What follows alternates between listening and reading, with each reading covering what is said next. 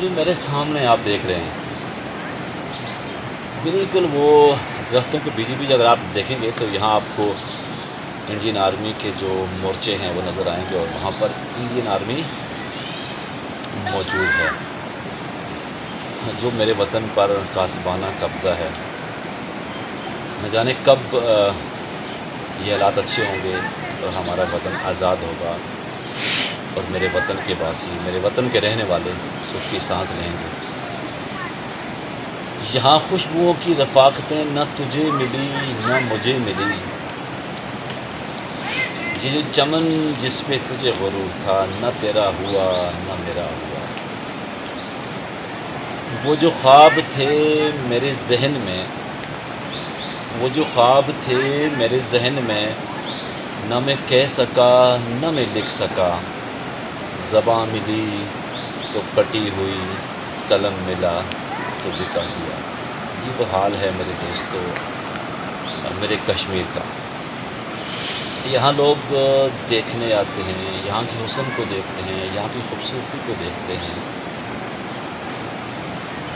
نہ جانے کس کی نظر لگی ہے میرے وطن کو، اور میرے وطن میں ایک طویل وقت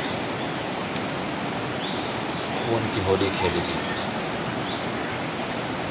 ہاں کچھ بہتری تو اب ہے، کچھ حالات اچھے تو ہیں، نہ جانے یہ حالات اچھے کب تک رہیں گے۔ میرے وطن کے اعلیٰ اقتدار کے مالک، اعلیٰ منصب پہ بیٹھے ہوئے بڑے اقتدار کے مالک نہ جانے کب حق اور سچ پر بات کریں گے۔ یقیناً جب کسی کو اللہ رب العزت کوئی عہدہ، کوئی منصب عطا فرماتے ہیں، شاید ان میں کچھ خوبیاں ہوتی ہیں یا اللہ رب العزت انہیں آزمانا چاہتے ہیں۔ سو ہم اس وطن میں بیٹھے، شاید ہم میں کچھ خامیاں ہیں، ہم عوام میں بھی کچھ خامیاں ضرور موجود ہیں۔ 75 سالوں سے میرے وطن میں دشمن کا قبضہ ہے، اور کس کس دشمن کی بات کریں، کس کس روپ میں یہاں دشمن آتے ہیں اور اپنا پن دکھاتے ہیں، لیکن جب اس وطن کی بقا کی بات آتی ہے، اس وطن کی آزادی کی بات آتی ہے، مختلف نعرے، مختلف لولی پوپ ہمیں دے کر کشمیر کی عوام کے ساتھ ایک بڑا مزاح کیا جائے۔